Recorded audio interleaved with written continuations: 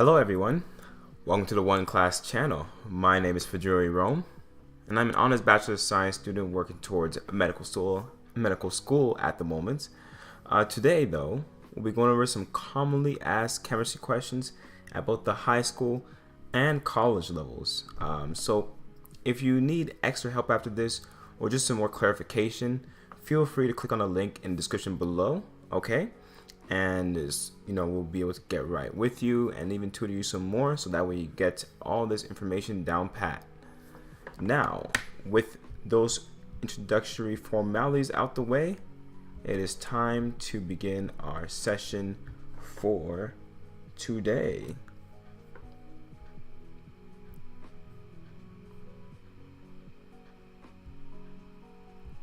So we'll start with the first question here. And it's asking us, what is the pKa of HCl? Okay, that's a very good question here, because it's not an easy question to answer, but we will try nonetheless. Okay, so first thing, to find the pKa of HCl, we should know what the Ka of HCl is.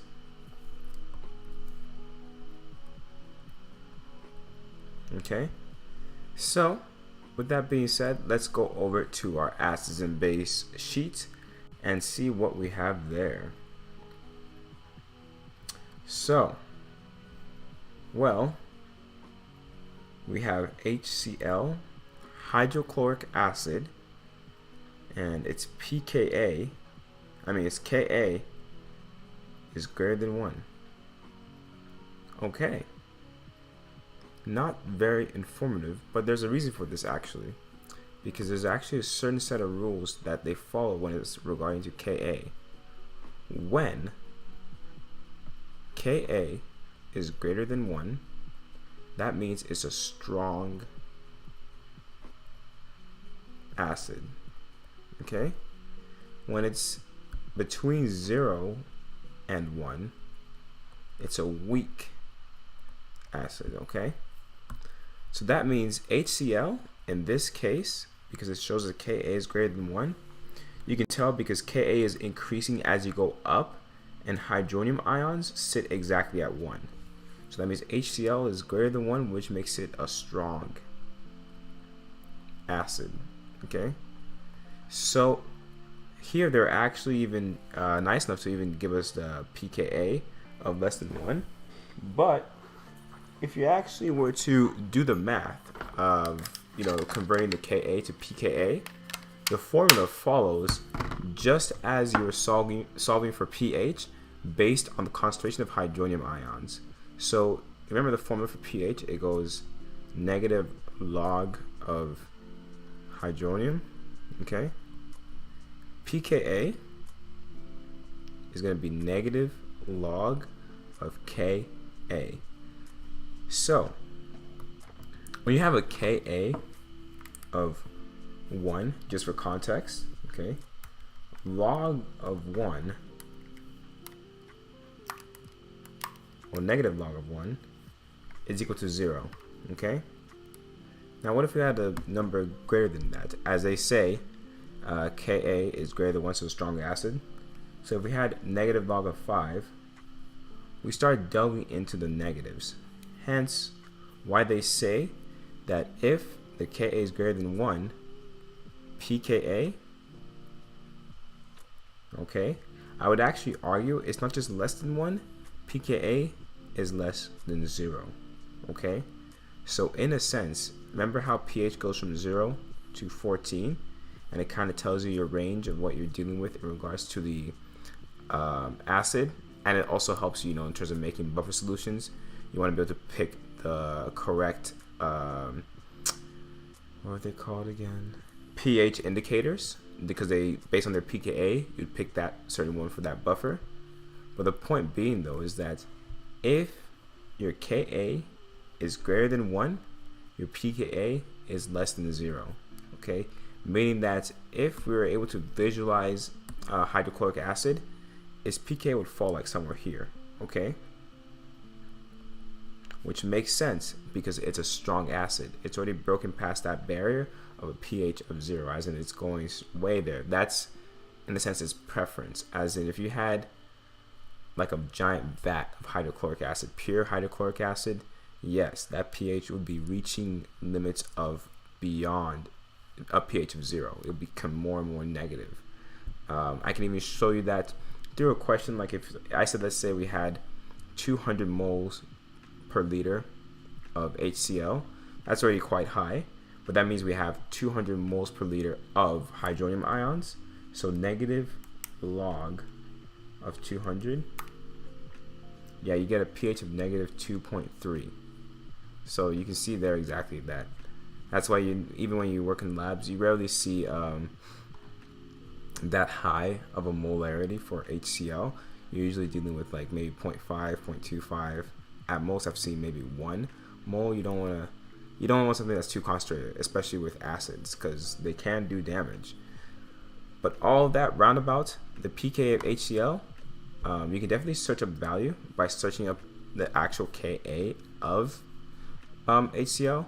But I feel like the most important thing to learn from this is the pK of HCl will be less than 0. That is what you need to know. It will be a negative number. pKa will be negative. Okay, as you can even see here, pKa of Ka of 1 is pK of 0. So exactly. So back to the question. They actually do have a value that a pK of HCl is negative 6.3. So if we actually converted that back, which would be 10 to the power of pKa, so that's 10 to the power of negative 6.3. Whoops. Yeah, no, that's correct. 10 to the power of... No, I feel like I'm doing this wrong. It'll be... Or does it just be 10 pKa? Yeah, I think that's it. So 10 to the power of 6.3. Oops. And negative log. There we go. Okay, so it is just 10 to the power of pKa. All right. The theoretical value for this Ka would have been 1,995,262. So really all you need to know is if it's Ka right here is greater than 1, pKa will be negative. So that's, I believe, all you really need for this question. So with that being said though, this is still correct. I do say that pKa is a negative value of negative 6.3. And just going over it, they have that formula there. So this formula, because it's a strong acid, this line here would actually just be only towards the products. HCl with water would always just form the Cl minus, the chloride ions, and H3O, the hydronium ions. Okay. So with that being said, let's move on to the next question. So, question 2. What is electron configuration for carbon? Okay, so let's go over to the periodic table for this one. Okay, so I prefer to do shorthand for the electron configuration. For this, we're actually just going to go the long way, okay? Because it's important that we understand what's going on here. So with that being said, let's see what we have. Carbon is the 6th element, okay? Oh, whoops. Carbon is element 6. So to fill its shell, we need to count accordingly. So the first 2 columns, that's your S row. And then when you jump over to column 13 to 18, those are your P subshells, excluding helium. Helium still counts as an S subshell. And for context, in every S subshell, only 2 electrons fit there, and every P subshell, 6 electrons fit. You will notice as I start counting, okay? So the way it would go is, starting hydrogen is 1s1, then 1s2, then we have 2s1, 2s2, then we jump over to column 13, 2p1, 2p2. So carbon, okay, would be 1s2, like we described, 2s2, 2p2. This right here is the electron configuration for carbon. Now, what if we wanted to write it shorthand? You would actually use the last noble gas before carbon as a reference. So helium, as we discussed when we went over it, was 1s2, right? So really, we would have helium written like this, 2s2, 2p2. And the cool thing about this way here, okay, is that you can actually use it to find its valence electrons. So as you notice, it has 2 here in its S subshell and 2 as well in its P subshell, okay?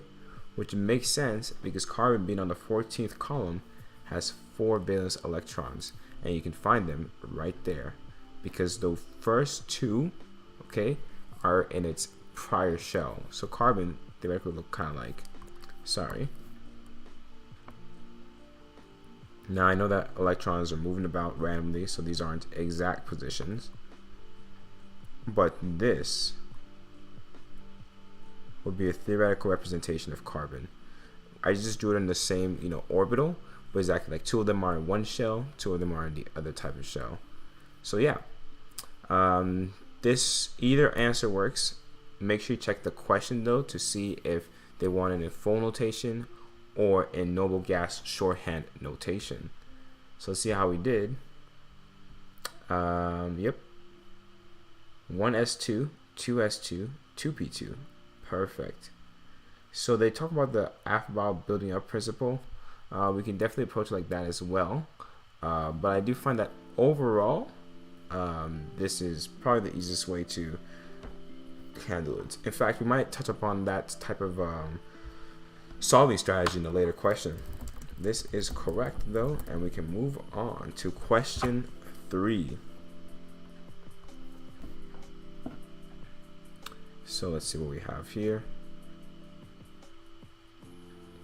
Classify each substance as a strong acid, strong base, weak acid, or weak base.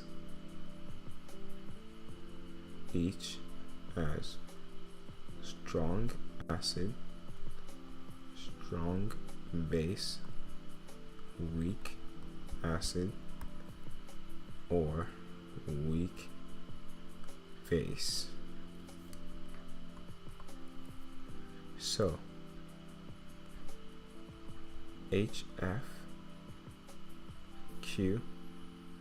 or CH3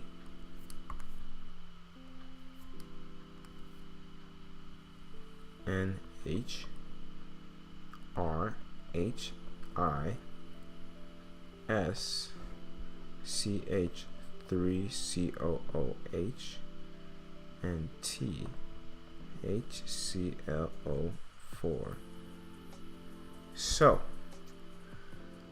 what we're going to do first for this question is figure out if they are an acid or a base. Okay, so the way we usually do this is we quickly just draw a Lewis structure, kind of just get a visualization of it, because we're going to go by the Bronsted-Lowry definitions of acids and bases, which is the ability to donate a proton, or for acids specifically, or the ability to receive a proton for bases. Okay, so HF looks kind of something like this. So the proton would be right here. that it can donate, because fluorine or fluoride ions are perfectly content floating in solution like that with just a minus charge, because that's, you know, close to being a noble gas. So with that being said, actually, knowing that it has a proton to give away, we know this is going to be an acid. Okay. Now, CH3-2NH. This one would look more like this. Oh, it's going to be a big one, so I might need a little more space. C. Okay. H. H. H.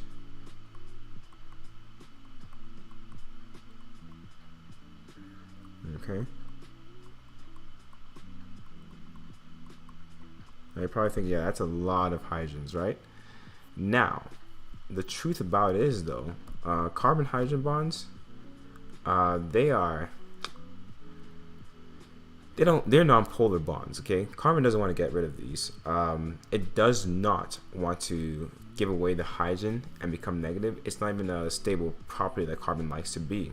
So realistically speaking, all those hydrogens there, they're here to stay. The only thing really that actually can, I guess, change to be able to donate or accept would actually be this lone pair right here on nitrogen. Okay, that lone pair for nitrogen, it's content either, you know, having that lone pair or taking a positive charge by accepting a proton there. Key word is that it's able to accept a proton. So a hydrogen ion could float in there and nitrogen would just snatch it right there. Okay, so because nitrogen is accepting a proton to that lone pair, that makes this one a base. Okay, hydrogen iodide, all right, same thing here where we have H I, and the same thing exactly. Iodine, the iodide ions, they do not mind just being that negative charge in the solution by itself, kind of like a noble gas where it has 8 electrons there. So just as how it worked with the hydrogen fluoride, this is also an acid. Okay, so and that would be hydrofluoric acid and hydroiodic acid. Now for this one, this is going to look something like this. C, C, O. I'm trying to remember which one has the, I'll put the O here. Okay. Yep, CH3COOH. So with that being said, like I said earlier, the carbons, they're not going to give away their hydrogens. Okay, those are non-polar bonds. They don't really react too much, so those ones will stay with the carbon, those hydrogens there. But we do notice actually that sorry, we have sorry about that. Understandably, although we do have lone pairs on oxygen, oxygen is content being like that, because that's as closest to its electron number it can be of just a neutral charge, because it has, you know, it's satisfied its octet rule, and also it's also satisfies its electron charge rule because they match. So it usually likes to have, I mean, oxygen usually comes with 6 electrons. So here, as you can see, it's 4 lone pairs, I mean 2 lone pairs, that's 4 electrons, and it's sharing the other 4, but it counts theoretically as just having 2 electrons. So hence oxygen is completely satisfied like that. The only oxygen that is, I guess, willing to change here actually would be, sorry, I almost forgot about the, would be this oxygen here. Because although it has, you know, fills its octet rule and everything, this hydrogen here, okay, it can give it up and be a negative charge. That is because it's still able to fill the octet rule, and also, you know, it's, I guess, one of the more generous ones. It's willing to give up its hydrogen bond to be able to have that negative charge. So with that being said, since it can give away that hydrogen, that makes this an acid.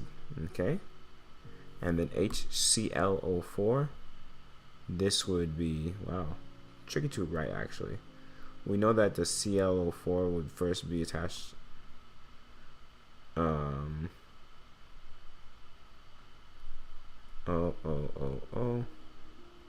maybe something like this. I'm just guessing here because ClO4 is definitely something that I have not seen.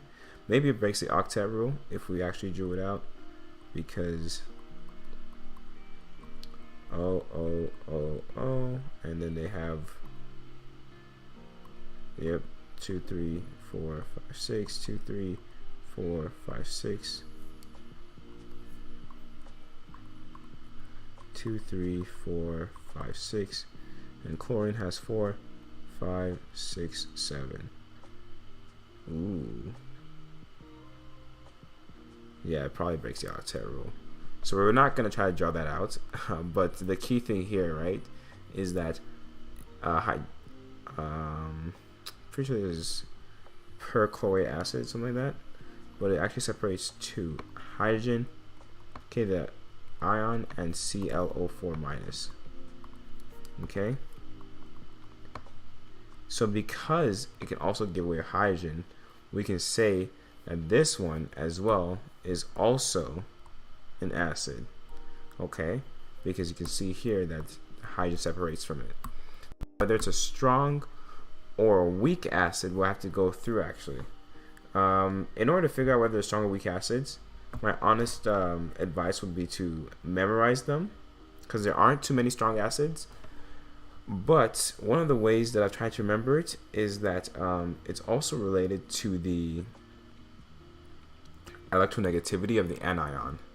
So hydrogen fluoride or hydrofluoric acid here, this, because fluorine is actually like one of the most or not the most electronegative, or if the most electronegative element, I'm gonna actually assume that this is gonna be a strong acid. Okay, so that is the logic there. When it comes to bases, it's simply that if you are not a hydroxide, you're most likely going to be a weak base. So in this case, the ammonia part, the NH, the nitrogen part, is what's being used as a base here. So I'm going to say this is weak. Okay. And hydrogen iodide, I'm going to say that this is, because although it's down here, I guess it wouldn't be electronegativity then. It would just be anything bonded with halogens, except for maybe astatine. I would say hydrogen iodide, I believe this is a strong acid. So I guess remember halogens, the first 4 rows of halogens, because I'm pretty sure all those, hydrochloric acid, hydrofluoric acid, hydrobromic acid, and hydroiodic acid, are strong acids. Now, with that being said though, for this one, CH3COOH, that would be, I believe it's ethanoic acid, okay? Because this is 2 carbons, so that's ethane, and then you add the oic acid to it. I believe that for this one here, we're actually going to be dealing with a weak acid, because when it's attached to a hydrocarbon, or like an organic compound, which ethane is, it's going to be most likely weak. Okay, just as a quick tip there. And now for the last one, perchlorate or perchloric acid, I'm pretty sure it's called. That one, because it has the chlorine in there, I would still say that this is going to be a strong acid. Okay, so now before we actually go to the answer, let's say they were nice enough to give you the Ka table, the acid and base table. We have to compare here. Okay, so hydrofluoric acid is a weak acid. Color me surprised. So this is actually a weak, and the reason why I say that, because remember in the earlier question, if the Ka is less than 1 but greater than 0, it's a weak acid, and that's exactly what hydrofluoric acid is. So as you can see here, as I mentioned, there aren't too many strong acids. It's all the way from nitric acid to hydroiodic acid. It's like, I believe there's 1, 2, 3, 4, 5, 6, 7 acids to remember. Not too many, so I trust that you'll be able to get to it. So with that being said, hydroiodic acid is a strong acid, so we got that one correct. And perchloric acid, HClO4, that is also a strong acid, so we at least got those. So I'd still implore you to memorize them. Now let's see if we can answer in regards to the weak acid here. So actually, if you see here, acetic acid, which is also known as ethanoic acid, that is also a weak acid. So it does make sense in regards to anything just attached to like the I guess the organic acidity type of thing. So like anything attached to organic compounds, the OOH, that function there, that part will most likely be make it a weak acid. Now, with that being said, how do we know if CH32NH is a weak base? If you look here, actually, if we're dealing with ammonium ions, when you look at its basic side, in a sense, this still would actually make it a weak base, because, like I said, as long as you're not dealing with the actual hydroxide ions, you're mostly going to be a weak base. Okay, so now with that being said, let's see how we did overall. So they just give a full list of the strong acids memorized. So here they have 1, 2, 3, 4, 5, 6. So they are missing one, and that one is let's see, nitric acid. Is that the one they're missing? No, they have it there. HBr, HCl, and they even have perchloric acid, chloric acid, HClO3. So HClO3, chloric acid, is also a strong acid. But yes, as you notice, in a strong base, anything that has the OH really is going to count as a strong base. So the one that's actually the trickiest one of this really is that hydrogen fluoride. So I guess when you go to the periodic table, there is not much relationship between the periodic table and this acid and bases, at least from first glance. So I do implore you to memorize these 6/7 strong acids, so that way you can tell right away. And with that, you should be able to answer these questions a lot easier. I just wanted to show you how to identify between acids and bases. The key thing is that you have to make sure that you're picking hydrogens that can actually be given away, or picking lone pairs that actually want to receive hydrogens. So just as a quick review here, this counts as a hydrogen that can be given away. All these do not. Okay, you don't want to touch any of those. This counts for nitrogen specifically, counts as a lone pair that can receive a hydrogen. Same thing with hydrogen, iodide, hydrogen that can be given away. These lone pairs here in oxygen do not count towards being able to receive a hydrogen. Okay, but this hydrogen here can be given away.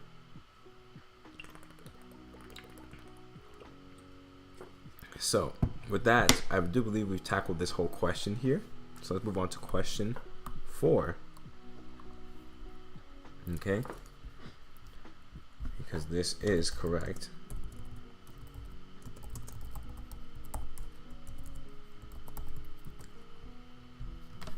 So what does question 4 have for us tonight? It's asking, okay, what is the charge of nickel?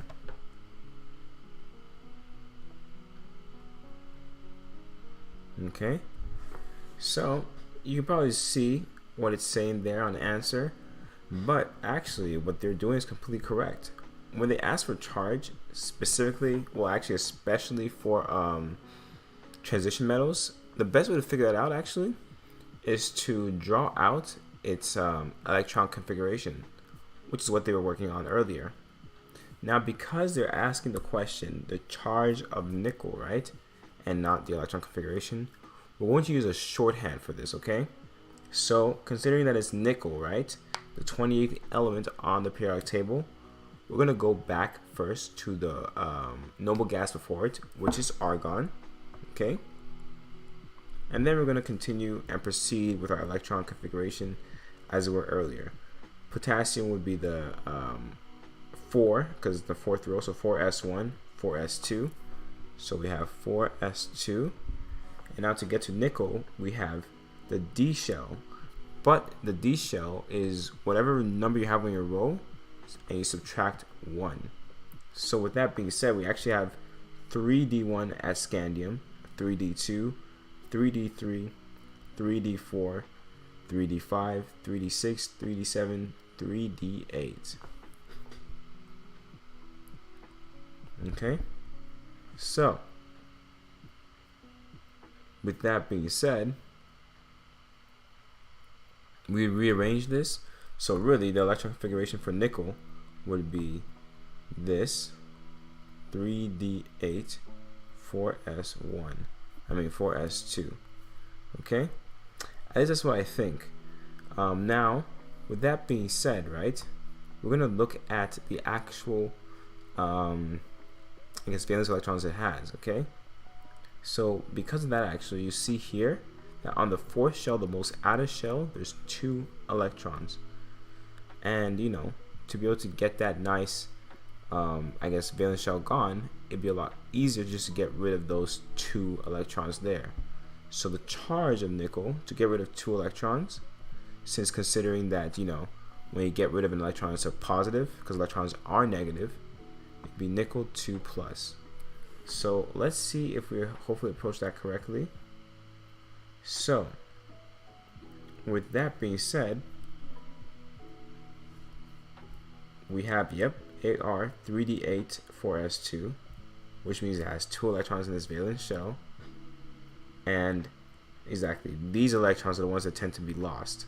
So nickel, is because it's a transition metal, it has the option of, you know, either just losing 1 electron or losing both electrons. So you can actually have nickel plus ions, so just 1 electron lost, or nickel 2 plus ions, as I'll show you here. So if I did nickel ion, okay, we can have nickel 1 for the plus 1 ion, so getting rid of 1 electron, or nickel 2 for the 2 ion.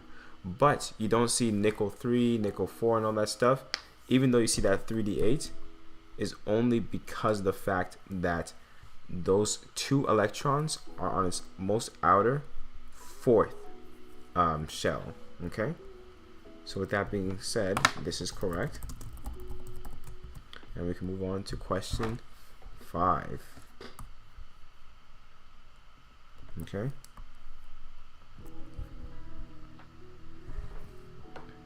so the question is asking, how do you determine pH from pKa?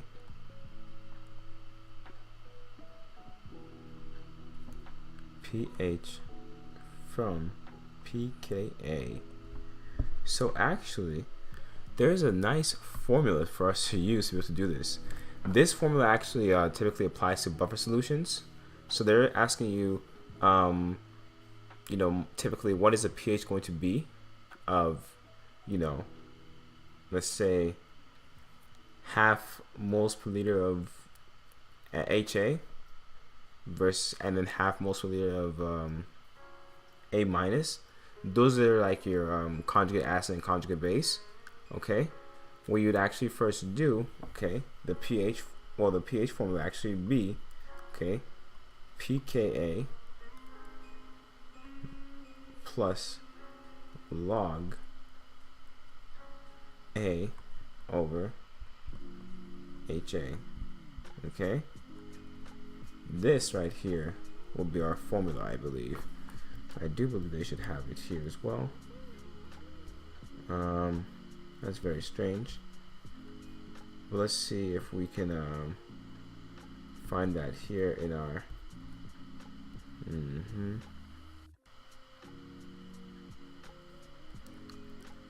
I believe it's either plus or minus. That's the part that always gets me a little bit confused here. So unfortunately it's not here. So let's just double check here. pH is equal to pKa. It is plus, yes. So yes, log conjugate base over conjugate acid. Okay, that's what they mean there. The Henderson-Hasselbalch equation. That is how you determine pH from pKa. Now, this, like I said, is usually done when you're trying to find the, I guess, the pH of the buffer solution.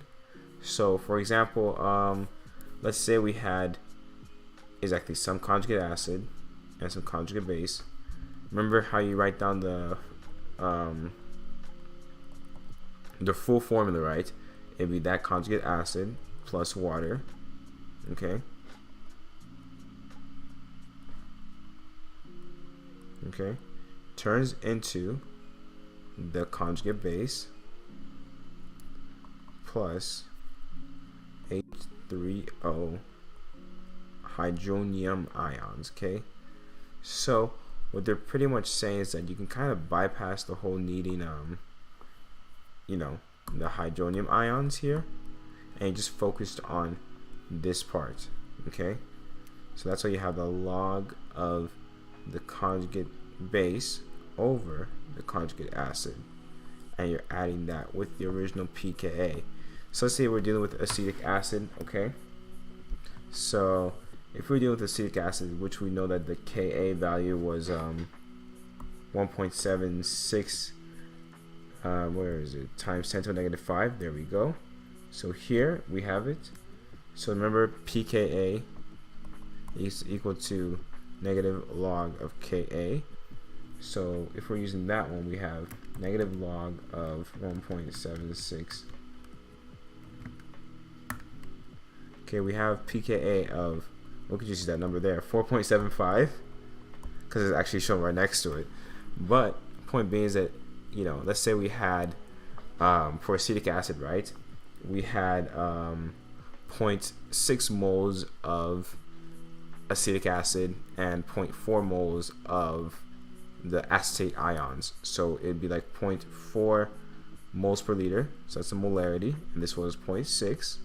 Okay, it'd be 0.4 over 0.6, so it'll be log 0.4 over 0.6 plus 4.75. okay, and you get the pH of 4.57. Now, with that being said, that makes sense, right? Because when I said that, right, we have more acid than its conjugate base, okay? So the pKa value, right, you know, effectively back into the pH, right, it will be a lesser pH than the original pKa value, because now pKa assumes you have an equal distribution of both acid and its conjugate base. So if you have a little bit more of one side, something's like you're bringing it more towards that side, hence why the pH became less when there's more acid. And if I flipped it over, you would see that the pKa becomes more, actually. Like if I just did the same exact question, but now we have 0.6, oops, sorry, we have 0.6 here and 0.4 there. You'll see that the increase would also reflect there. Now we have pH is equal to 4.93. okay, so overall what I'm trying to say here though is that this is now only related to buffer solutions, and this allows you to find the pH of the buffer solution when you're mixing a certain amount of acid and its conjugate base. That is usually the way you determine pH from pKa. Other than that, there is not as much relation between the two in terms of calculation wise. This is the way you go about relating them, but only with buffer solutions, okay? So let's see how we did. That's strange. There we go. So they have the ice table. This is how you find the pH based on your hydronium ions, which is true. And they have Ka is equal to that, and Ka is equal to, yep, negative 10 pKa. Okay. Interesting. This is very strange because it's negative 10 of pKa. Okay, yes. Yes. Oh, this is just trying to solve for the pH. Okay. Oh, I see now. That's what I mean by the term pH from pKa. So this way exactly what they're saying is find the concentration, the pH, and you do need to know the pH, the pKa to find pH, but you also need to know the concentration of the acid. What it's asking you there is pretty much when you're trying to solve for the pH, what's happening, what you're supposed to do is you have the Ka, and just as they did there, Ka is equal to the H plus A minus over HA, and that's what they mean, okay? So, and you use the ice tables as well, but the most important things are here. You need to know the Ka and the original concentration of the acid, okay? Because exactly that's how you got the whole Ka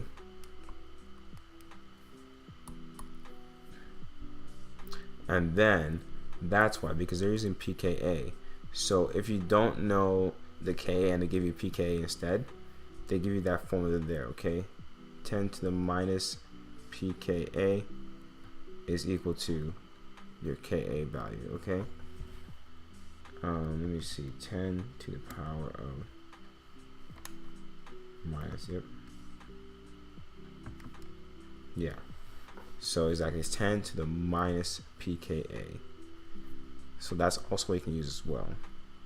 But yeah, so they're just converting from pKa to Ka in case you were given the pKa, if that makes sense.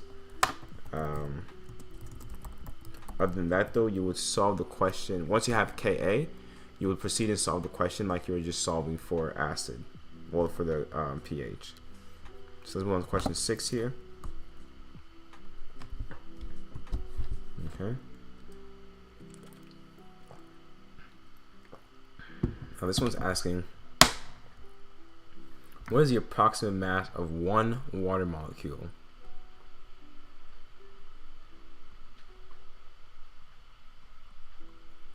One water molecule. Okay. So for this one, it's actually quite interesting because you can't just use the molar mass there, but it does play a role actually. So what is a water molecule? Okay, water molecule is H2O. All right. So let's find the molar mass of this. Okay, we have 2 hydrogens, 1 oxygen. Okay, 1.008. That's more. Well, this is atomic mass units. And 15.999. Okay, so we have 2.016 and 15.999. Add those two together. You can tell I've done a lot of these questions because I know what the numbers are by heart. We have 18.015. Okay, that is the molar mass of one water molecule. Now, do you remember Avogadro's number? Okay, Avogadro's number, okay, is 6.022 times 10 to a negative 20, times 10 to the positive 23rd, okay, particles per mole. Okay. And we need more than that, actually. Actually, no, we don't. We have the grams, and I'm trying to find out how many grams per particle, okay? Because we want one water molecule, which counts as a particle. So how will we organize this, okay? we will start out, because we know that we have 18.015 grams per mole of H2O, right? So that means we have moles in the denominator, right? So to cancel it out, we need moles in the numerator to make sure that it cancels out. So we have moles here, and that, I guess, ratio there is going to be 6.022 times 10 to the negative 20, times 10 to the 23rd particles, okay? So now these two cancel out, right? And now all we have left to do is divide the 18.015 by the 6.022 times 10 to the 23rd.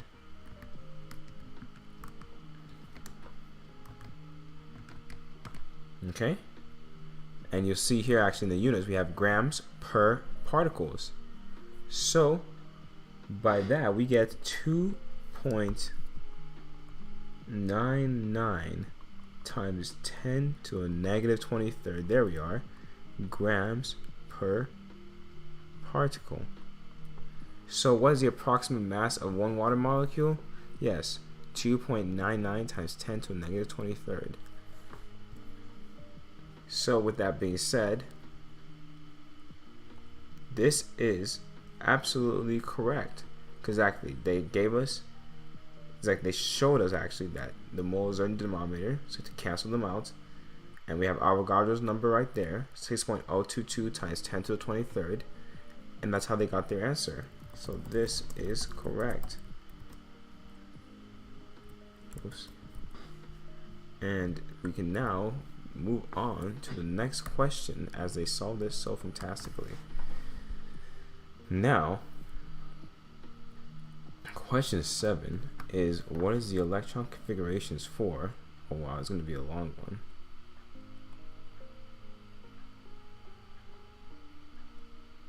For the cations strontium, cesium, iron, not really sure what that is, and lead. Okay, and the anions, phosphate, sulfate, and bromine. Not phosphate. Phosphide, sulfide, and bromide. There we go. Because phosphates and sulfates are different things. They're PO4 and SO4. So, with that being said, though, we're going to find out the electron configurations for each. Now, because I've done a lot of electron configurations, I'm going to just, solve them as I go. But it's important that you review them. Specifically here, what I'm going to do is just always do the shorthand, just because there are 7 of them to solve. So let's start with strontium, okay? It's all the way over here, all right, in the 5th row. So start with the noble gas right before it, which would be krypton. Okay. And now we're only solving first for, in fact, I'll put it here. That makes it easier. We're solving for strontium, not the 2+ just yet. And we see here 5s1, 5s2. So it'll be Kr5s2. Okay. So with that being said, if it got rid of 2 electrons, that would be its most outer shell, which is shown right there. So strontium really could be written as just that. And sorry, just make sure. So it got rid of 2 electrons. So this is strontium 2+. You could also write the long-handed version, but point being, it'd be almost writing, not almost, it would actually be writing the same exact thing as what krypton would be. Okay, so this would be strontium 2+. Cesium, okay, cesium is on the 6th row. So with that being said, we have to start with xenon. Okay, let me actually just do this right here, down there. So we start with xenon, okay, 6s1, and a cesium plus. So you probably guessed it, cesium plus. Okay, we'll be getting rid of that 1 electron in its most outer shell. Okay, and that would be just that 6s1 right there. Okay, so that would be cesium. In, we're dealing with indium. Okay, so indium, all right, we still start with the most recent noble gas, which in this case is krypton. Okay, so we have krypton. All right, and we're going to count through. We have 5s2, and then we have 4d10. Okay, because we go through the whole d shell here, and then we finally get to indium, which is 5p1. So if we rephrase that, we have the krypton, yes, and we have 4d10, 5s2, 5p1. So with that being said, it technically has 3 electrons in this valence shell, but in this case it's only getting rid of 1. So it's going to get rid of its most outer subshell, which would be the P right here. So we have, starting at krypton, okay, this is indium plus, and we have 4d10, 5s2. Okay, and this one is special actually, as you can see, because you won't really see, I guess, no, you wouldn't really see a combination like this unless it was cadmium. As when we start especially dealing with the d orbital, it's hard, it gets hard to find like what I guess it looks like. But with that being said, last one, lead, we have Pb, okay, and that one's all the way over here, okay, and Pb2 plus, and it makes sense actually, and you'll see why. Once again, we start as xenon, okay, and then we have, oh, this one's tricky actually, we have 6s2, okay, and then we have to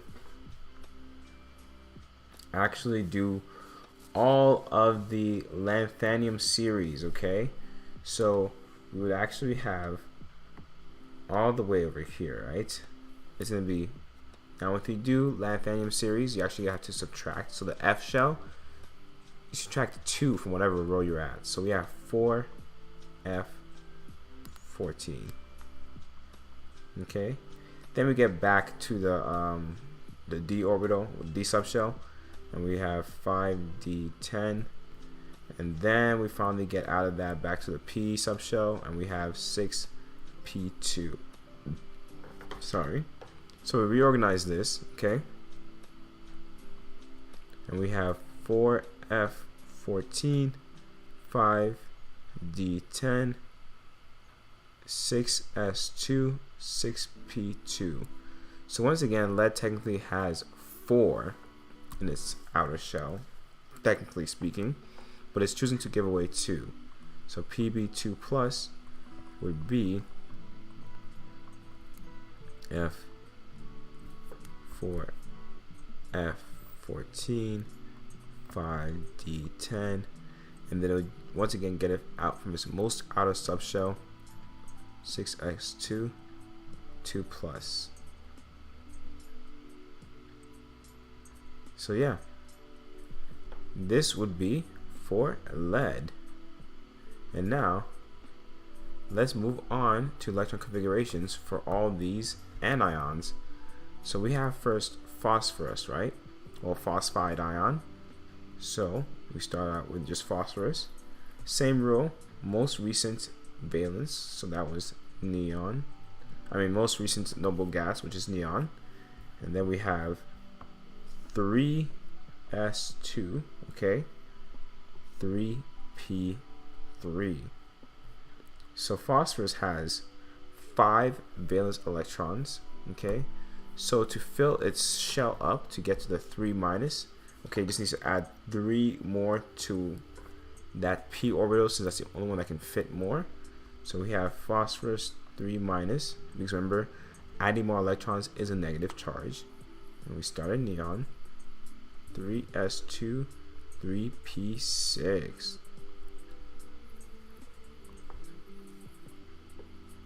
Okay, so that's what we have for phosphorus. And now let's move on to sulfur. Okay, actually right next to phosphorus. So we have, same with neon, 3s2, but now because 1 over is 3p4. Okay, so that means s2 minus would actually be just like that phosphorus. It would be the neon 3s2 3p6 2 minus. Okay, and now for the last one, bromine or bromide ions. So bromine is actually all the way in the 4th row, right?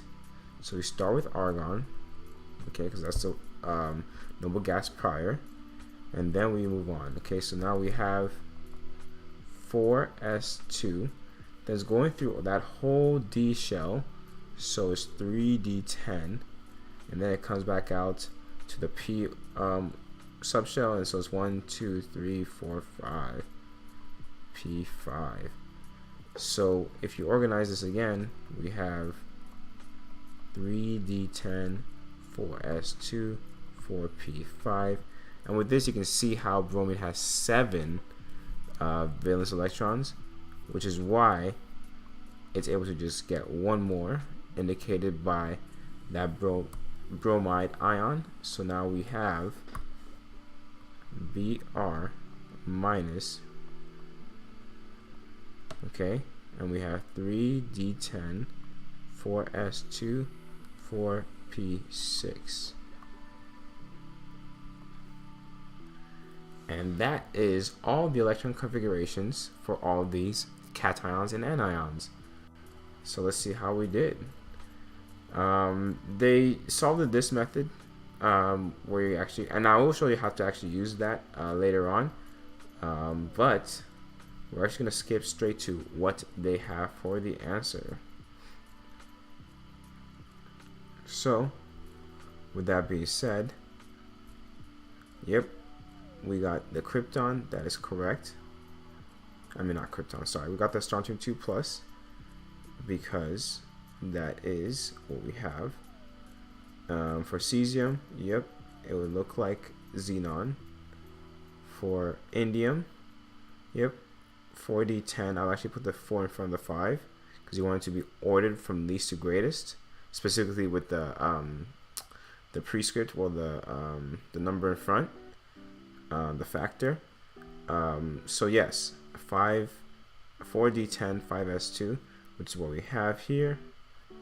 And now for the lead, we have, oh, it looks like they forgot their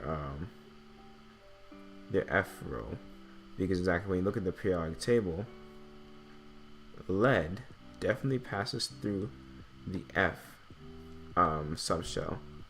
So that one I would say is technically incorrect, because if you look at even the natural electron configuration, they are missing the F row. Okay, and you even see here, if you were even to go through here, the F row comes before the 5D, so they should have noticed actually when they had the 5D there. So we'll look at that. But exactly, so the condensed electron configuration, exactly, all phosphorus and sulfur, if you actually look at the periodic table, when they gain those electrons, they end up going into like what argon would typically be. And same thing, bromine, when it gained that electron, it's just moving 1 over to the right, which is why it looks like krypton. Hence how they have the condensed form of argon, argon, krypton. So yeah.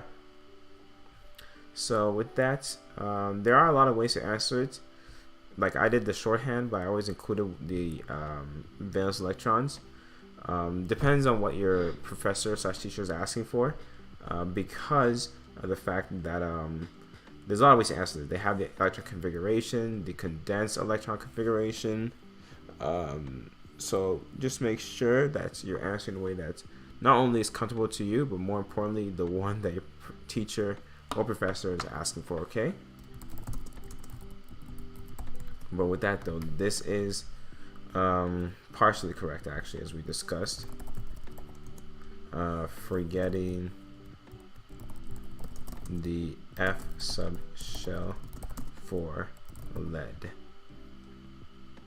I'll just put incorrect, because if they're ever to refer to it, you never want to get part of an answer, if that makes sense. You don't want to assume that every part's correct and then end up becoming more confused. So, with that being said, this question for us to draw the Lewis structure for carbonyl fluoride.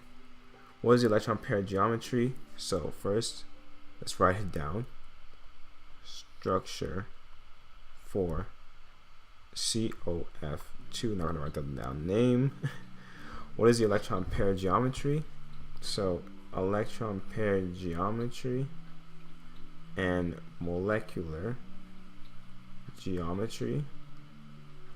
Okay. Around the central atom.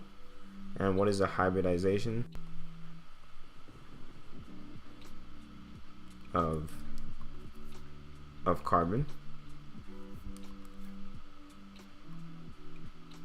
And what orbitals overlap to form the sigma and pi bonds? What orbitals overlap? That's a very interesting question there. But let's see if we can tackle at least everything else. Starting with the Lewis structure for carbonyl fluoride. So first thing we need to do is find out the amount of valence electrons they have, which can be also found out through the electron configuration, or just looking at the periodic table. But to just get more practice on the electron configuration for carbon, we start at helium. In fact, all of them start at helium. Okay, but carbon has 2s2, 2p2, because it's, you have to fill in the lithium, beryllium, and then now we're on the p shell. For oxygen is 2s2 as well, but 2p4, and this one is 2s2p5. You can see here 2 plus 5, 7, just like fluorine once. 2 plus 4, 6, just like oxygen, because in the 16th column. And 2 plus 2, 4, because carbon is on the 14th column. So with that being said, carbon will give 4 electrons, oxygen 6, fluorine 7, times 2. We have 14 here. So in total we have 24 electrons. Okay? So with that being said, let's draw the Lewis structure. We'll put carbon in the middle, okay? And we have the oxygen. Let me see if I can draw this a little bit better. Okay, so it has one bond for oxygen, one bond for fluorine, one bond for another fluorine, okay? And now we'll go through to fill in the rest. So fluorine is only sharing one of its electrons, so it'll still have 2, 3, 4, 5, 6, 7. And that will be fluorine. Same here, 2, 3, 4, 5, 6, 7. Now oxygen is sharing one of its 6, so 2, 3, 4, 5, 6. And carbon right now is sharing 3, so it has one more. Okay, now if you notice, these two are lone electrons, not even pairs, just lone electrons. So these two would actually form a bond. Okay, the last bond here. So there's actually a double bond between carbon and oxygen. So the way it would be written out is going to look something like this. Okay.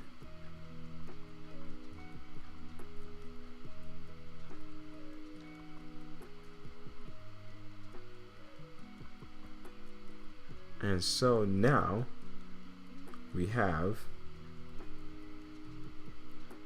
the fluorine and the carbon and the oxygen. So now if we actually did the electron number for each one, carbon, okay, it would be, because it prefers 4, so let's subtract. How many does lone pairs it have? 0. How many is it sharing? 8. So that does equal 4. So that's 4 minus 4 is equal to 0. So carbon is fine. Fluorine is 7 minus, it has 6 lone pairs and it's sharing 2. So that's 6 plus 1, so it's good as well. And our oxygen, okay, 4, and it's sharing 4. So this one's also fine. So this is actually a perfect Lewis dot diagram for carbonyl fluoride. Now they ask for electron pair geometry. So the way to find electron pairs is to find out how many things are bonded to the central atom, in this case carbon, okay? Not just the type of bond, but just how many things are bonded or surrounding it, okay? So we see no lone pairs, but we do see 3 types. We see 3 bonds, okay? We don't want to discuss the types yet. We have 2 single and 1 double, but we see really 3 bonds. So its electron number, or electron pair number, is 3, okay? And when it's a 3, we have a trigonal planar, okay? And now for molecular geometry, the only distinction we make is that of those 3 bonds or 3 electron pairs, are any of those lone pairs? Does carbon have any lone pairs around it? As you can see, no. So with that, it actually just stays the same name. The molecular geometry is trigonal planar. So we have already the electron geometry here, and we have the molecular geometry there, okay? Because there's 0 lone pairs, okay? So in effect, it's still just that 3, okay? What is the hybridization of the carbon atom? The way hybridization works is that first it starts in the S, okay? And then for every I guess other bond it has, okay, because think of it this way. So S orbital, which you don't really see, but S orbital is 1 bond, okay? Once again, not describing what type of bond, just 1 bond. SP, because now we've gone to the next orbital, because remember each bond has 2 electrons, okay? Because this is still following electron configuration, okay? SP means that now we have, okay, 2 bonds, because we have now 4 electrons. SP2 is 3 bonds, okay, because that's 6 electrons. And SP4 is, oh sorry, I skipped on. SP3 is 4 bonds, because that's 8 electrons, okay? So with that being said, remember the key thing here is that we're talking about bonds, okay, and not the type of bond.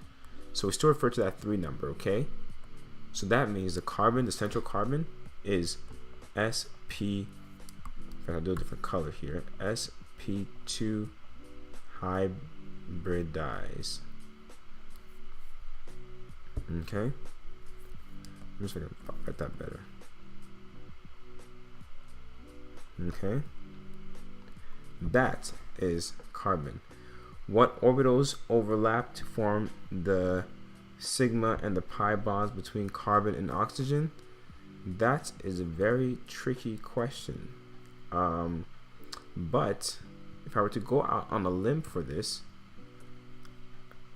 because it's sp2 hybridized, I'm going to say that it's going to be the s and p orbitals that are overlapping.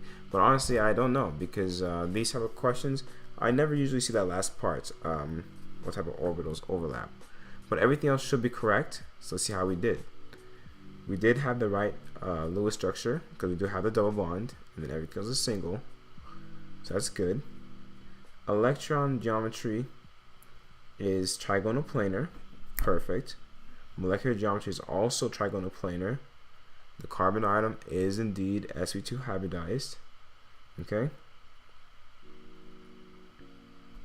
And they say the unhybridized p orbital of carbon overlaps with another unhybridized orbital O to form the pi bond, hence double bond.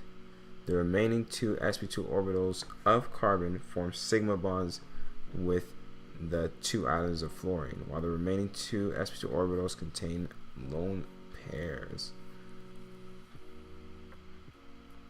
So it looks like it's just 2 p orbitals that are overlapping. That's what they mean, because their logic is that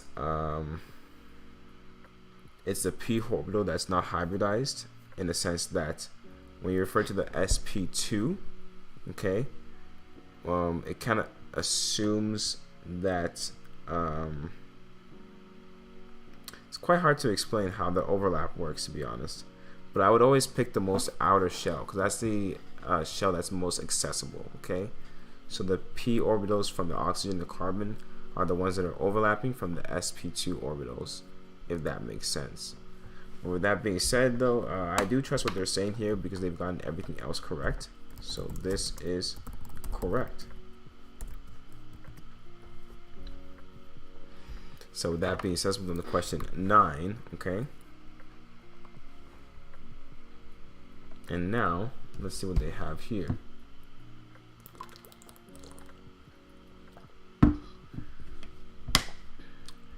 How many sigma and pi bonds are in this molecule? Many. Now the good news is that really I do understand this question, and it's relatively simple to solve when you're looking at face value. We have to memorize this though, because if you forget, it becomes quite tedious to try to recall back.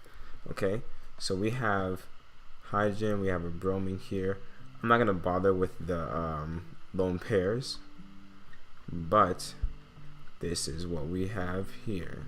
Okay, so with that being said, right, a sigma bond is the first bond.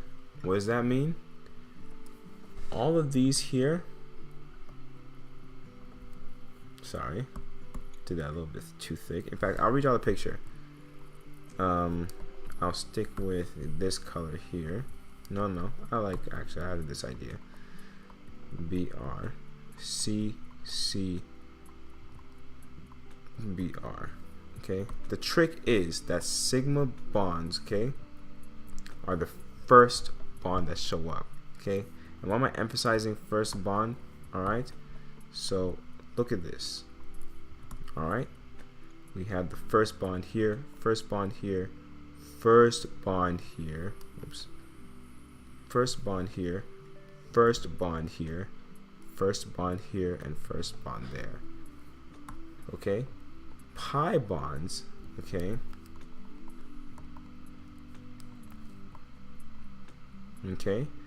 are the following bonds after the first one. And that's how you get the double and triple bonds, for example. Those are a mixture of sigma and pi bonds. So this are pi bonds, okay? So now that we're able to see this picture like that as a breakdown of sigma and pi bonds, how many there are, just as I said, sigma bonds are the first bond, okay? So with that, we have a total of 6 sigma bonds, okay? Or are they? Yes. And now for pi, okay, only have 2 there, because that's what's falling after, because there's only 2 double bonds, so we have only a possibility of 2 pi bonds, okay? But if there's like a thing of like if they had a triple bond like this, for example, this is a perfect example. If I actually redrew this as just blue, okay, we replace each one. As we said, the first bond, okay, would be, those are your sigma bonds, and then the following after are your pi. So this question here would have, if it was asking it, it would be 3 sigma bonds, okay, and 2 pi bonds, if we were dealing with a molecule like that. That's just another example there, okay? So with that being said, let's see how he did it. Every single bond is counted as one single bond. A double bond contains 1 sigma and 1 pi, while triple bond contains, 1 sigma and 2 pi. So with that being said, 4 single bonds exactly only has 4 sigma. 2 double bonds has 2 sigma and 2 pi. So total when you add it, 4 plus 2 is 6. 0 plus 2 is 2. And that's exactly what we got. This is correct. So like I said, the first bond is the sigma bond. Some molecules have only first bonds, aka single bonds. Hence how that works. Okay? This is from the question 10. And this question is asking the reactivity of an atom arises from what?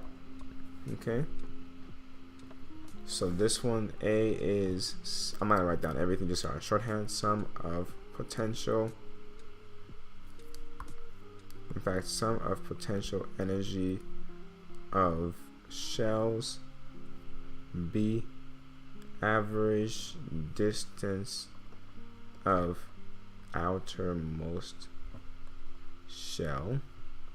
C, existence of unpaired electrons. D, potential energy Pe of valence. E, and energy difference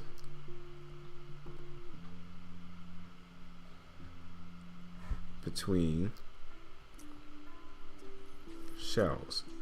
Okay, so with this, okay, this one's a little bit tricky because each ones they describe do actually have to do with a property of an atom. But actually, one thing we can actually do is look at the how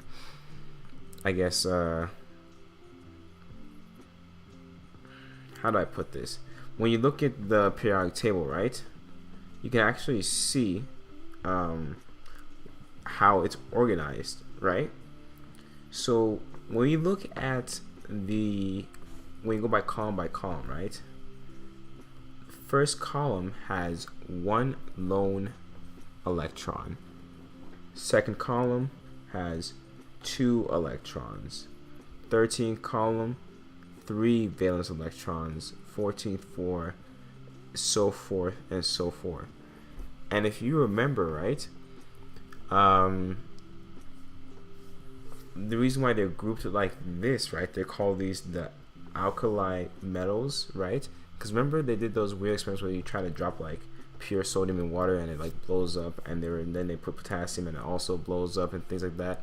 And they always emphasize, do not try this at home.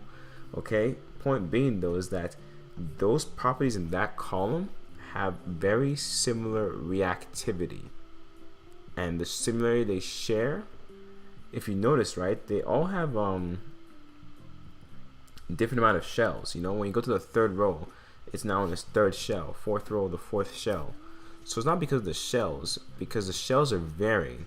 The only constant there, if you want to cancel everything out, because when you go, if you say potential energy of valence shell, for example, right, each time you go down a row, the potential energy changes because now you're dealing with more outer shell, like a third shell versus fourth shell. The potential energy will be different, yet all these chemicals react the same way. Atoms react the same way with water, where it wants to, make it blow up. So it wouldn't be D, okay? Okay? Sorry. It would not be... Let me try to get rid of that line. There we go. It would not be D, okay? Energy difference between shells. Once again, okay? These ones have the same reactivity, but the energy difference is changing because there's literally going to be more shells as you go down the row, Okay. Average distance of outermost shell. Once again, you're going down the row, but this is changing. Okay, but these ones still have the same reactivity with water. The sum of potential energy of all the shells. Each cell is adding, each atom is adding another shell. So it's going to be a greater sum. Yet it still has the same reactivity. Okay. The existence of unpaired electrons. So if you look at that row, that column, the first column, right? All of them have one electron in their valence shell, and they all react the same way with water. Hence why they're called alkali metals. In fact, then you go over to the next column, and they're also grouped together as alkaline earth metals because they have two valence electrons. So you kind of notice as you go down, right, based on the electron amount, because you'll see that lithium, for example, reacts quite different from beryllium because of that electron difference. In fact, lithium acts really different from fluorine because fluorine is a halogen, and those ones have 7 valence electrons typically, which means they're already almost full, so they just want to get that extra electron. So with all that being said, the only answer that works is C, the existence of unpaired electrons, because that's how actually you go from the left to the right of the periodic table. Every time you move to the right, you're adding one more valence / unpaired electron to that atom. There are atoms to the point where you get to where you have now, there's some of them are being paired, like chlorine or fluorine, for example, has 6 paired electrons, so 3 pairs of electron and 1 unpaired electron. Okay, so those paired electrons and unpaired electrons allow it to react the specific way it does. So with that being said, that is why C is the correct answer. So as you see here, reactivity of an atom is dependent on the electrons on the valence shell, which is what we just discussed. So a full electron shell, like the noble gases, they're called noble gases because they're actually usually non-reactive. They just, like, you see those neon signs and everything. They're non-reactive. You don't really see neon reacting with many things, which is actually why it's kind of good to use as the neon signs, because they're not so reactive. They're quite stable. They last a long time, and they don't corrupt so easily. Now with that being said, like we discussed, alkali metals are very reactive because they have one valence shell electron. So with that being said, this is correct. So now I'm on question 11. Take a little water break because I am feeling a little bit parched.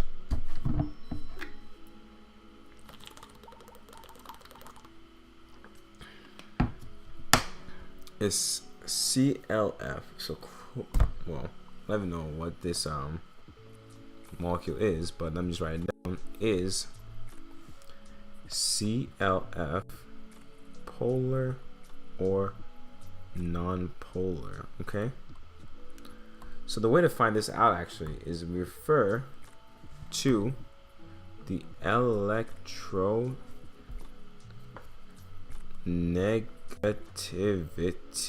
That is going to be our best friend for this question. So CLF, right? If we just drew the Lewis structure real quick, and by that I mean quickly go over what our electron configuration is. So for fluorine is He2S2 2p5, and chlorine starts at neon and is going to be 3s2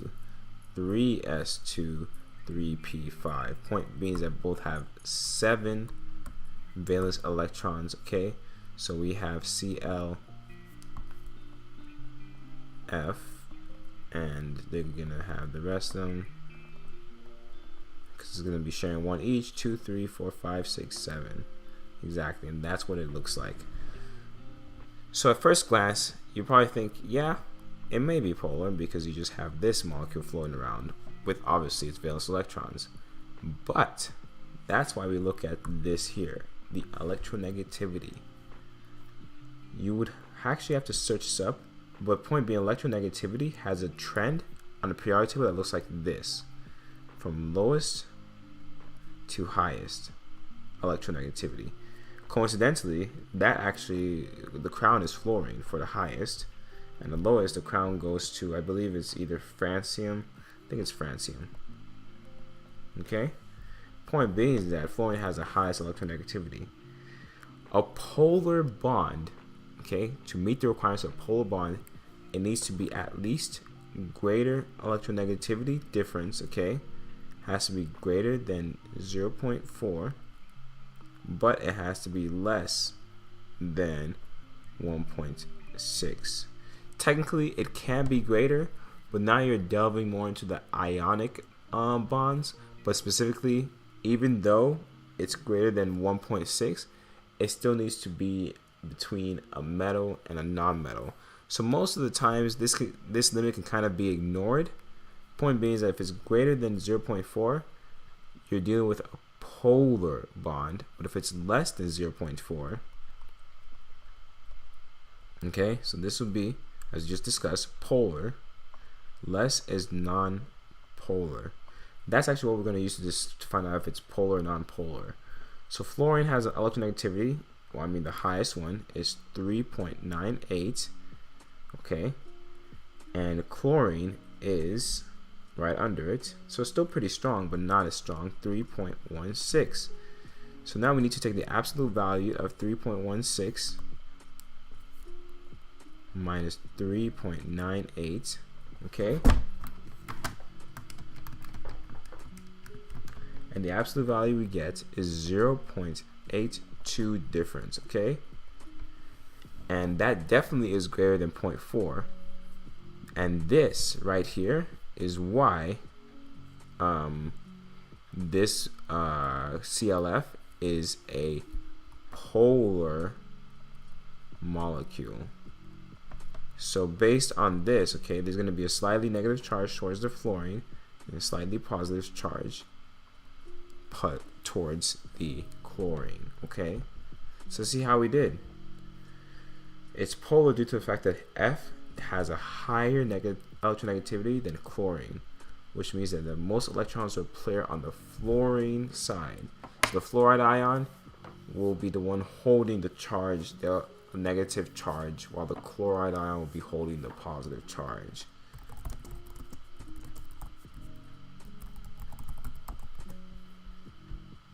So let's move on to question 12 now. Okay. So for question 12, we have write the complete ground state electron configuration of tellurium atom Te using the building up principle. Finally, we get to discuss that building up principle. So we have electron configuration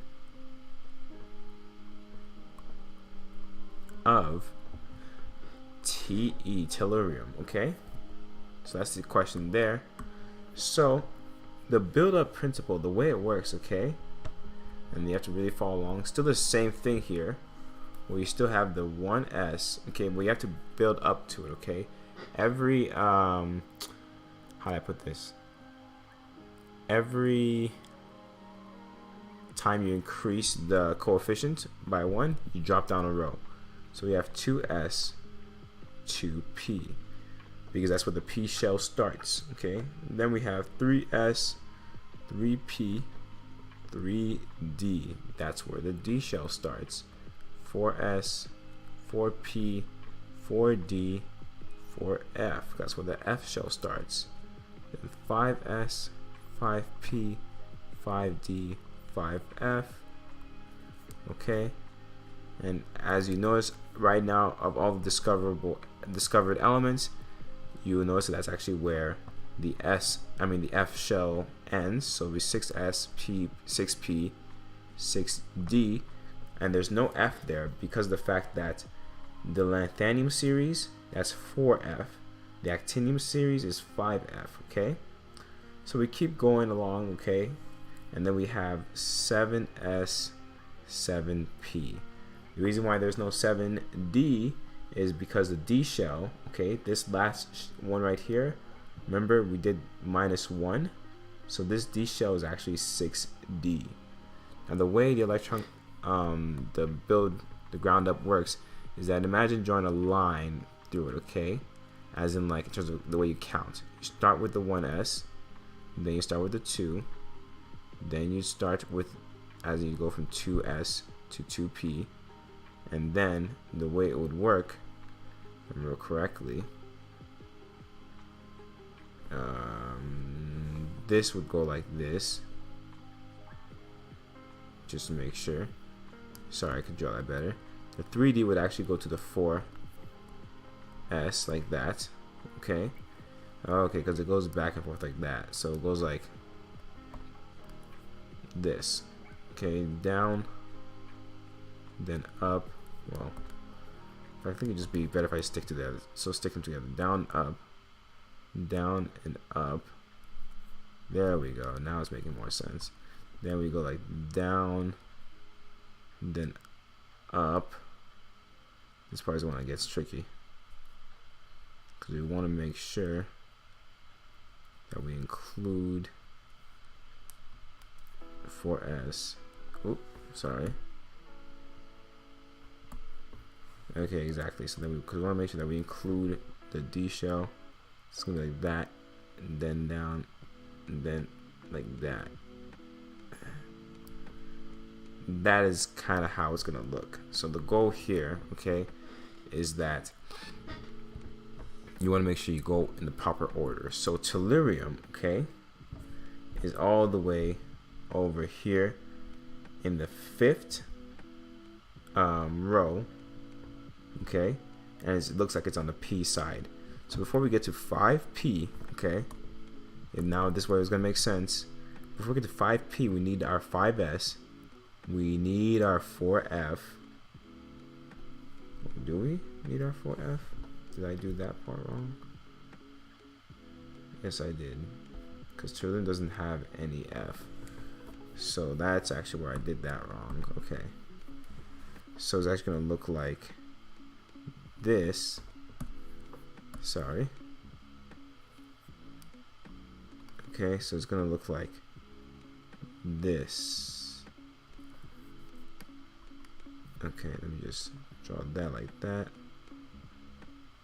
And then now it's gonna be, is it gonna touch the, no, it's still gonna, because after the 5s, okay, see. Then this is actually a lot trickier than it looks.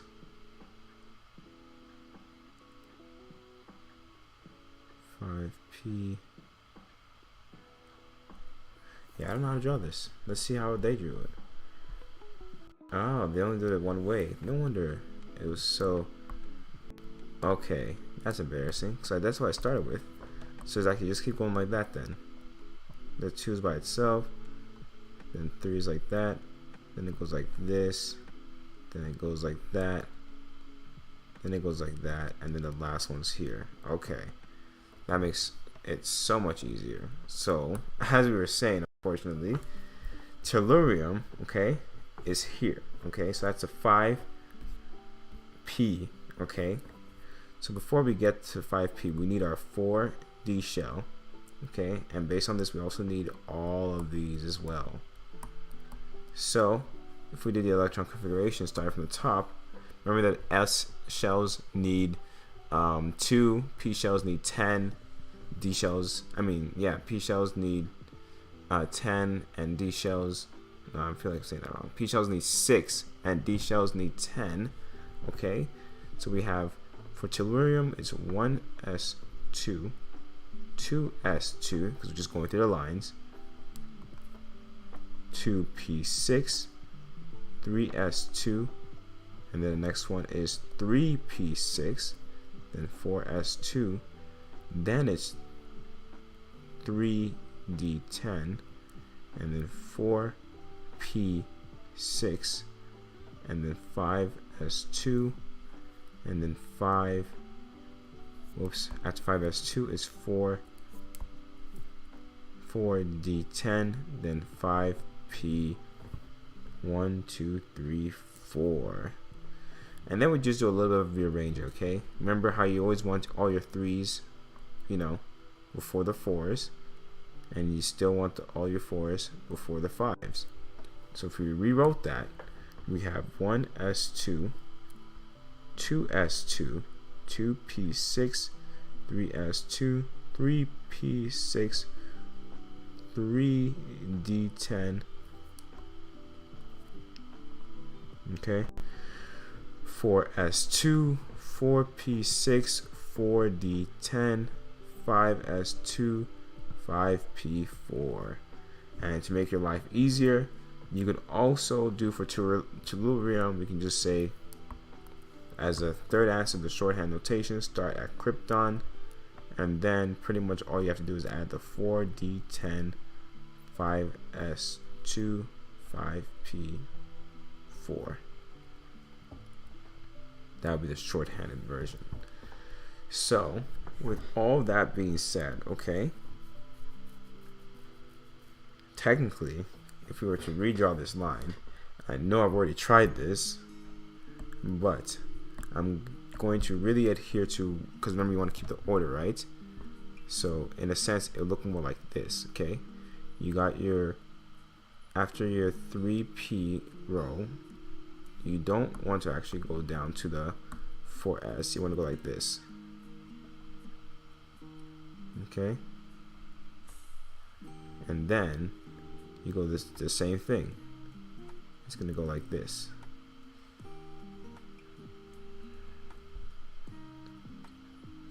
Nope, you want to make sure you cover the F row well. Actually, no, that one's a trap because we just did that. So, and then this one will go like 5p, right? And then after the 5p, it's going to be the 6s. Nope, it's going to be 5p, 5d, 6s. Okay, like that. Then this is where it gets really tricky, okay? It's going to be, after that, it's going to be the 4f, and then 6p, 7s, and then the 5f, 6d, 7f. So if that makes sense, if we look at it now, which was this more pseudo order, okay, now with that we should have a better luck with the order, because as you can see here, although it looks kind of weird, we have starts with the 1, 2, 2, 3, 3, and then the 3 again, and then the 4, okay? Let me see if that actually works, because if we had for the next 4s, because honestly I don't know anymore. Because no matter how I try to phrase it, it looks like I just can't seem to figure out what I'm trying to do here. Because the 3D, oh, I see what I'm doing wrong. Yeah, I just caught on.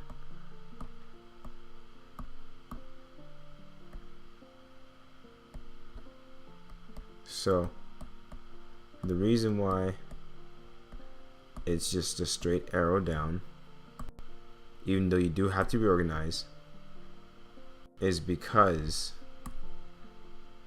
is because as you notice when we're doing this, right, even when we get to the 4s row, for example, okay, the next thing that shows up is the 3D, because you start with the 4s2s before you delve into that third row. Same thing for the F shell. The one that comes in before is the 6s, because you have the cesium and barium.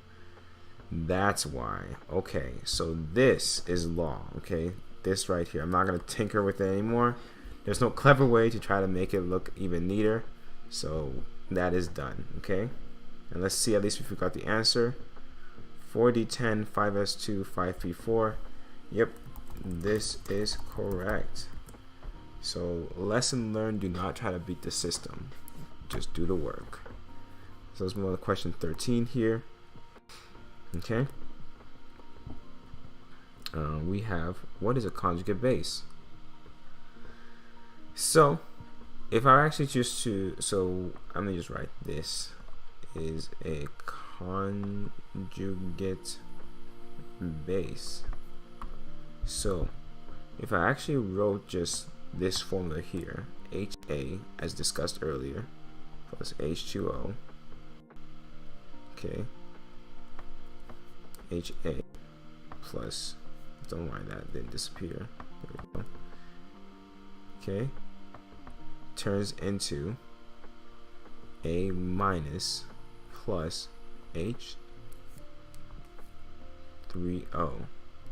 I use this because this is probably the thing you're going to see the most common, but here we actually have two conjugate acids and two conjugate bases. Can you tell me what they are? No, you can't, because I'm talking to a microphone and a camera. But nonetheless, the way this is going to work is that, remember your Bronsted-Lowry definitions of these, okay? Now, an acid is something that gives away its proton, okay? So this would be the acid, all right? And now it's giving away its proton, making its now the base, okay? So now, with that being said though, okay, this base here in the product is actually known as a conjugate base, okay?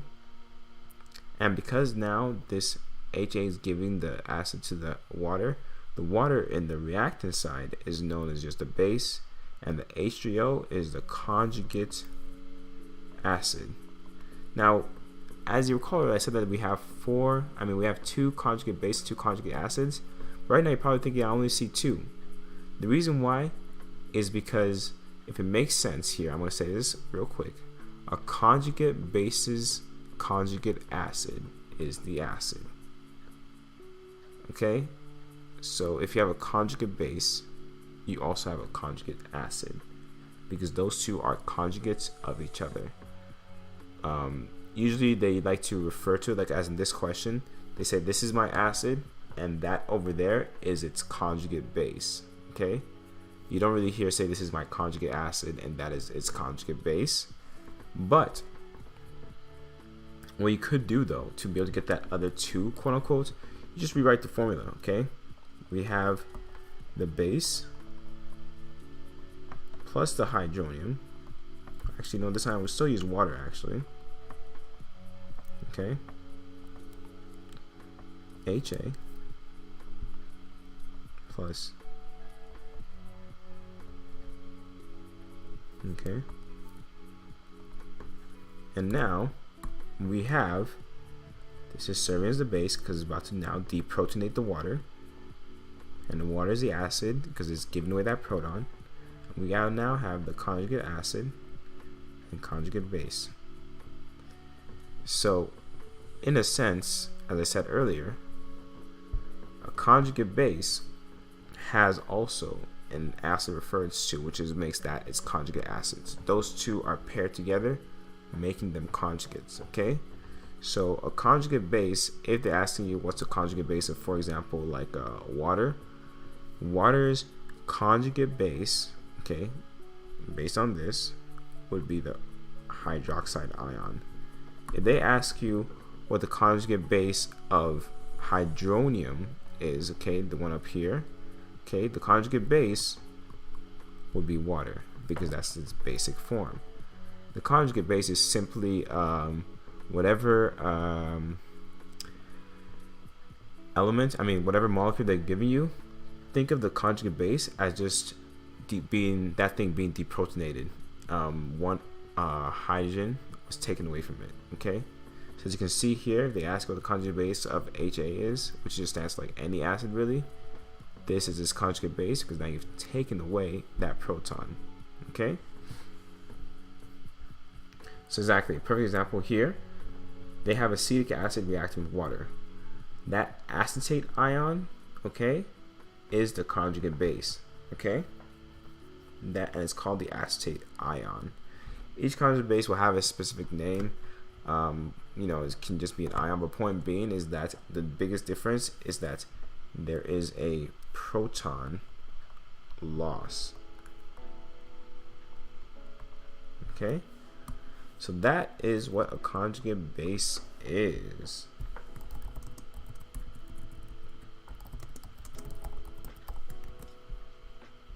So now with that being said, let's move to question 14 here.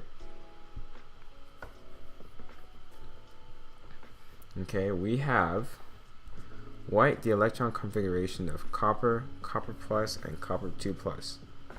So they don't ask for shorthand or longhand versions. I'm going to do shorthand. Okay, I'm sure we've had a lot of practice with electron configurations, but I'm still going to go over it. Okay, so we have copper, okay, which is here. It's a transition metal. So using that beautiful sheet as we go down, first we know that we start with that noble gas argon. Okay, that's the noble gas before copper. Okay, and now for copper, remember we start with the 4s based on what we did here.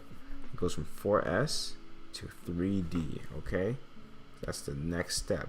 So we have Ar, 4s2, 3d, and copper is the 9th one. But if you thought that this was what copper would be, you're sadly mistaken. And it's actually easier to see when we draw it in orbital notation. Okay, so orbital notation just shows how the electrons are spinning. All right, and I'm actually gonna do this. Okay, so each orbital quote-unquote box can fit 2 electrons.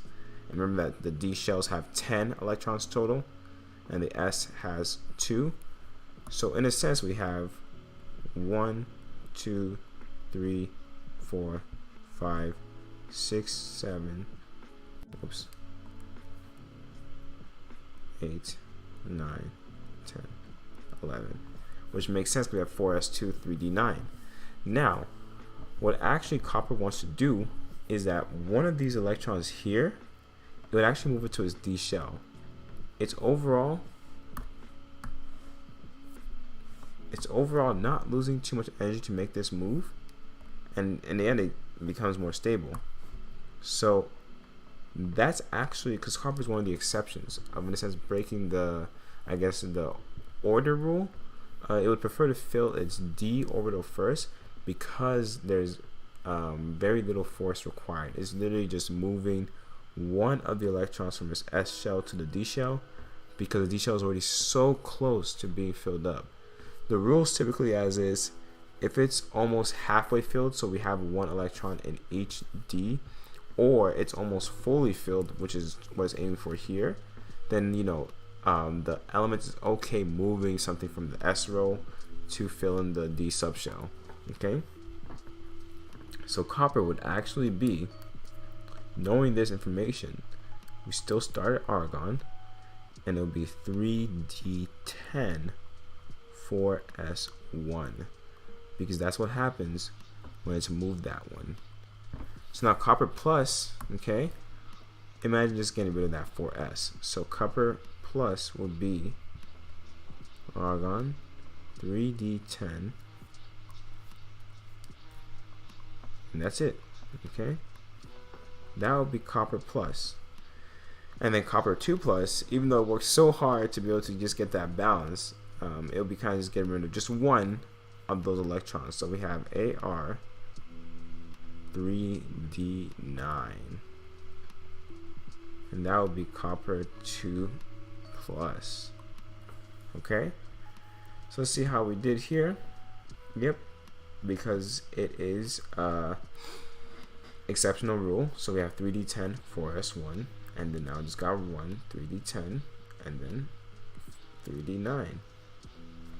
So this is correct as well. But yeah, just remember the whole exception rule, and the way they usually work is based on how close they are in filling that d orbital. Now with this next question, we have properties of covalent compounds.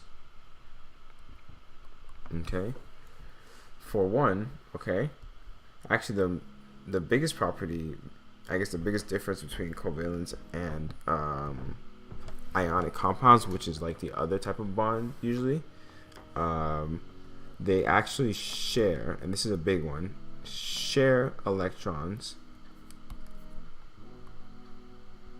Okay. Because in ionic compounds, right, what usually happens is that one takes all of them and the other one donates it. Like, for example, NaCl, salts, sodium chloride.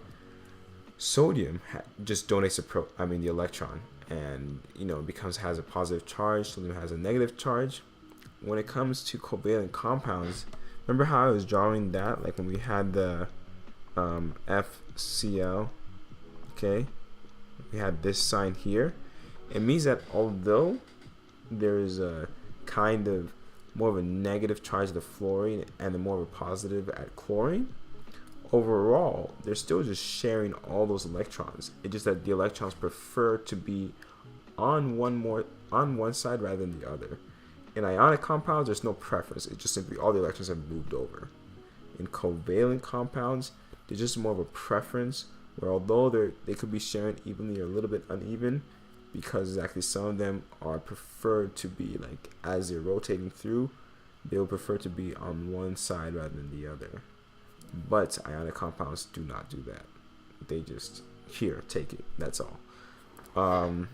Other properties, we actually can distinguish them between, like, how well they're sharing.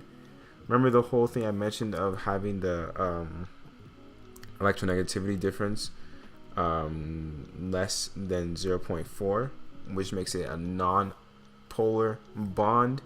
It's because, in a sense, effectively, theoretically, they're sharing it like even split. Like, they are making sure that all electrons that they're sharing are getting, like, equal validation, I guess, on both sides, where they can move around through the whole thing. Okay? And then if we have the electronegativity difference greater than 0.4, that's exactly when we start dealing with kind of like this situation here, where it's like one side just has the electrons visited more frequently, kind of, but they're still visiting both sides. That's the key aspect. The electrons are still visiting both sides. They're still being shared, unlike ionic compounds, to where it's like, no, I'm not moving from this spot. Okay? That's the biggest property of covalent compound. So, with that being said, let's see here. I should have definitely mentioned that is a result of bonding two nonmetals. So it's non-metal and non-metal. Okay, that is actually very crucial, because a metal and non-metal, that's also an ionic compound. Okay, so yeah. Now, they do mention low melting point and poor conductivity for heat and electricity. The reason why it has low melting point is because if we were to structure this in terms of the order of strength of bonds, we have non-polar, okay, is weaker than polar, okay, but these are both covalent, okay, and they're both weaker than ionic compounds, ionic bonds, okay. So that is why we have this structure here, and because they're weaker, right, that's why it has a lower melting point, because the weaker bonds are just easier to be broken. Hence why, when you think of things like methane, ethane, propane, like all these hydrocarbons, they have pretty low melting points, because they are just mostly consisted of non-polar bonds. So this is correct. Okay, and now let's see, on to question 16 here. All right, and we have, what's definition of a nice definition of a non-polar bond? So, as we discussed earlier, two things we need to note, okay? It needs to be a non-metal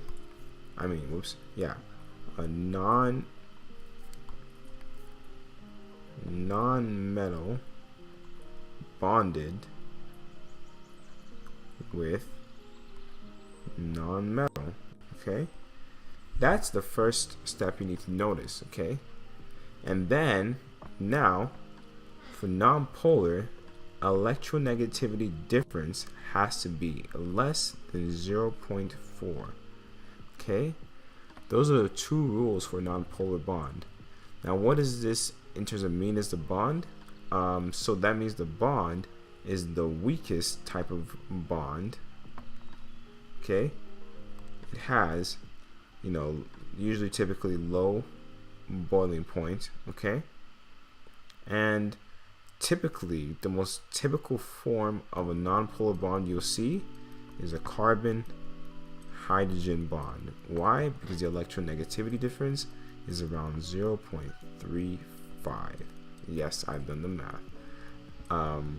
So covalent bonds where electrons in the bond is shared by two atoms, which is what we've discussed up here earlier. When the bond is non-polar, this means that there's equal sharing. Yep, that's correct. Electrons are not likely to favor being around 1. And now they mention the electronegativities. If the difference is less than 0.4, the bond is non-polar. An example of a non-polar bond is the bond between hydrogen and hydrogen. This has an absolute difference of 0, which is true.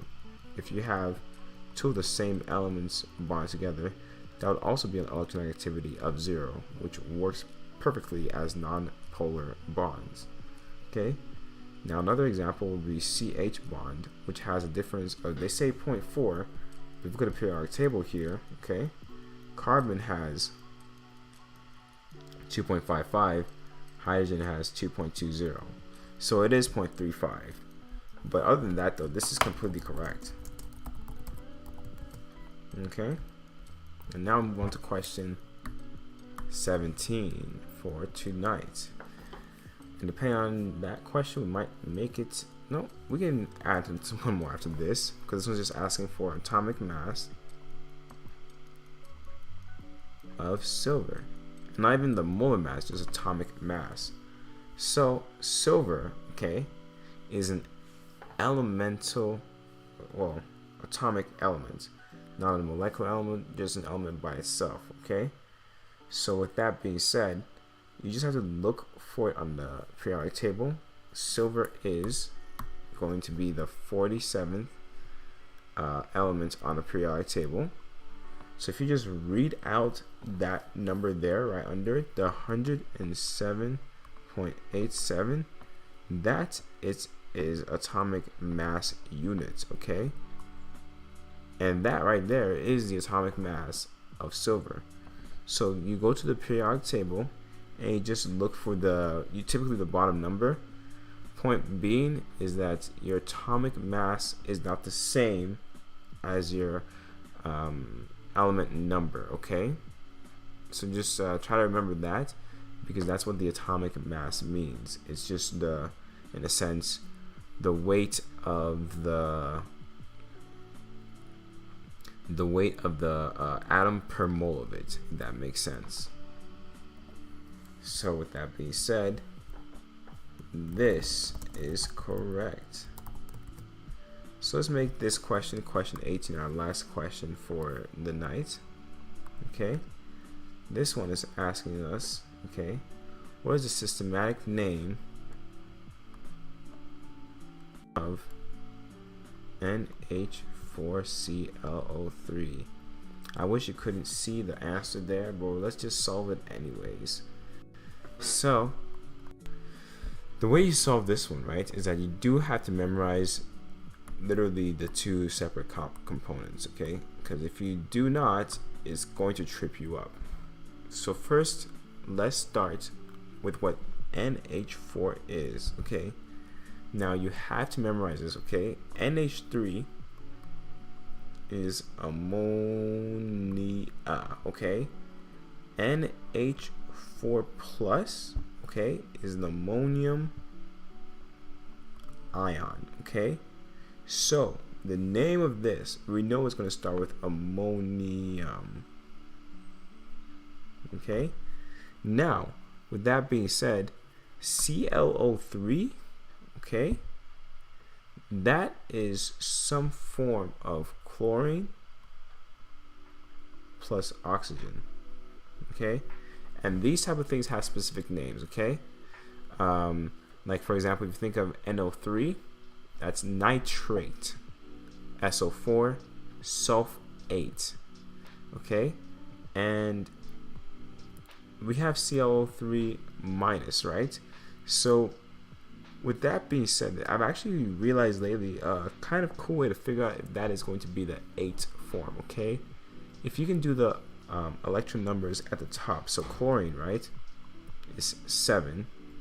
Okay, but oxygen, right, it usually likes -2. Okay, but in this case we're gonna make it just 2. Okay, the reason why, because there's 3 of them. Okay, so 6.